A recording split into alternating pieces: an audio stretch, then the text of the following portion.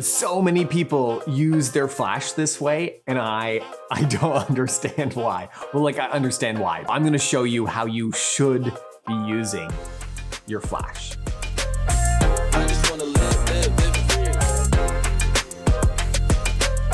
So I may stir up some controversy here, but I'm okay with that. I see so many people taking out their flash and putting it on the top of their camera and aiming it directly at their subject. Now, I understand why you do that, because it's kind of intuitive in terms of like the hot shoe on the camera. It kind of makes sense. This bends forward, so you would think, oh, if I need more light, I'm gonna fire it at the subject.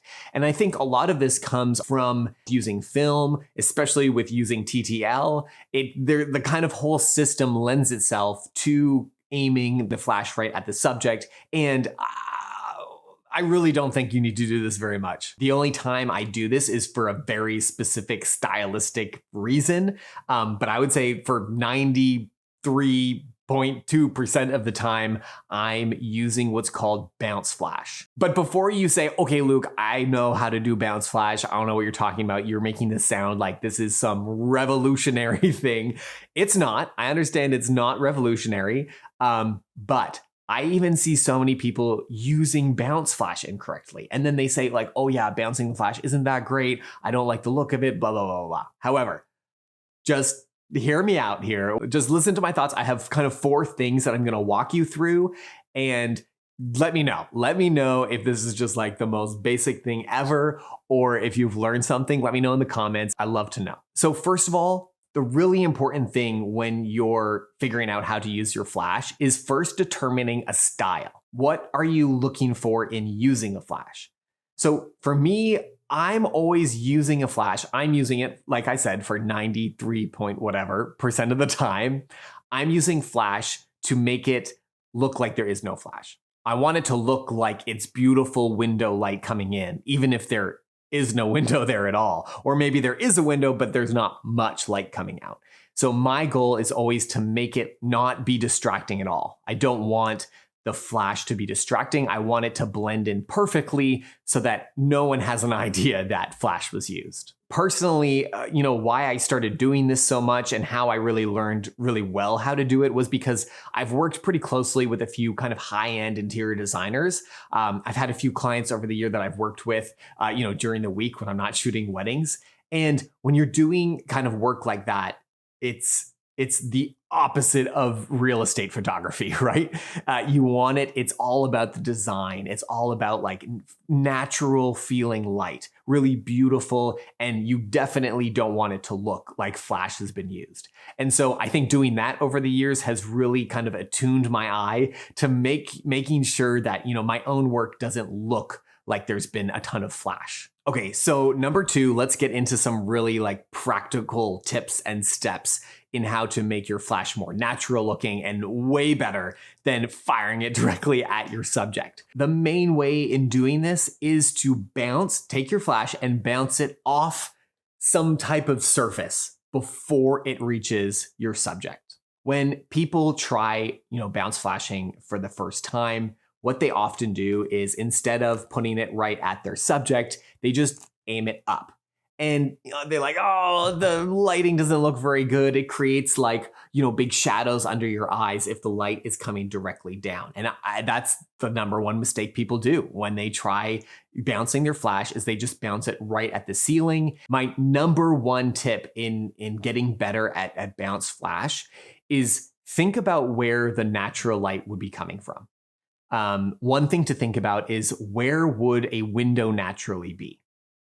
A window wouldn't naturally be on the ceiling. And that's why when people, use bounce flash and they bounce it off the ceiling, it still like doesn't look quite natural because, well, a window would never be in a ceiling. Okay, maybe there's like a skylight or something. But for the most part, light is coming from the side and kind of like almost eye level. So when you're trying to bounce flash the next time, look for an area where there's an actual window and try bouncing the flash right at where the window is. And that can increase the amount of, light that's looking like it's coming from that window. If there is no window in a room, try bouncing it at eye level, at like a blank wall or something. An exercise that can be really helpful for you is take your camera and put it on a tripod. It can just be like in your living room or bedroom or whatever, wherever. Put your flash on your camera and just take the same picture over and over and over again. Aim it to the side, to the back, to the other side, go up, down. Try 10 different angles to see how kind of dramatically different your photos can look depending on where you aim that flash. So you don't have to just bounce it straight up. You can bounce it in so many different directions, and that can give you a much better natural looking lighting to your photos. Number 3, the color of the surface that you bounce off of is really important. So I gotta tell you the story. A few years ago, I was photographing a wedding at a venue here in Toronto, and they have this little chapel. I just heard that they actually renovated the chapel for very good reason. This chapel, well, I don't know why anyone would ever do this, but it had a black ceiling and like dark wooden walls. Do they have black walls too? I don't know. It was very dark, and there was just tiny little stained glass windows, not normal windows, stained glass windows, which let in very strange, weirdly colored light. This is a bouncing flash's nightmare. Like, if you bounce your flash off a black ceiling, no light will come back down. If you bounce your flash at a very dark wooden ceiling, dark wooden walls, there's not going to be much light that's going to bounce back. So this is definitely the downfall of bouncing light. In that scenario, you have no option but to send the light directly at your subject, or just bring in your own walls. But when you're bouncing flash, it's really important to be aware of the color of the wall that you're bouncing off, the color of the ceiling, the color of anything. So if you're bouncing it and there is an orange couch, I don't know why there would be an orange couch there, but if you're bouncing it in a direction and there's an orange couch there, you're going to get a bit of a hue of that orange. So you just need to make sure that the thing that you're bouncing off is a white or a neutral color. If it isn't, if it's kind of like a blue wall, then it's going to like give a blue cast. So if you have a blue wall or just weird color casts coming back because you've bounced a flash off that, that's when you use something like a gel like this. So for example, if you had a blue wall and you were bouncing flash off that blue wall, the light would be very blue. So if you want to counteract that, you do the opposite of blue light, which would be adding warmth to your light. And that would even out kind of the white balance of a blue wall bouncing back. And so that's what these gels are for. I don't know if you've ever seen them before, but they're changing the color of light. You not only can use these to normalize the light, but you can also, do some creative things by, I don't know, maybe you want green light coming in. So it's a really cool way to add creativity and change the color of your light. Number 4 are the settings for doing this bounce flash magic. So the thing that I do in order to create that natural light using flash, I first do everything on manual settings. This is not going to work if you're using any type of automatic settings. So first I take my camera, I set up the shot with my manual settings. So I set my aperture, ISO, and shutter speed all manually. Most of the time, I'm starting off by exposing roughly for the look that I want, and then maybe bringing it down just a little bit.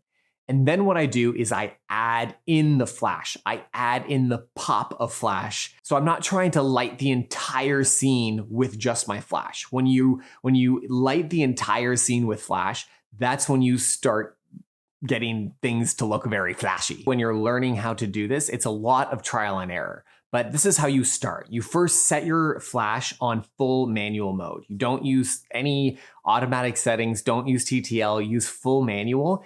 Start with the lowest setting and then just like take a photo and see what that looks like, and then bump it up a few and see what that looks like.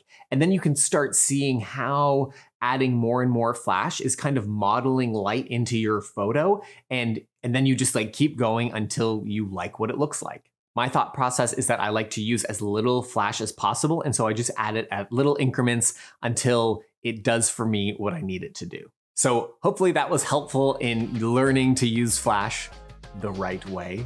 And not to say that like using flash directly is like the wrong way necessarily, but I just find that it looks way better when you use flash in such a way that it doesn't look like you're using it at all.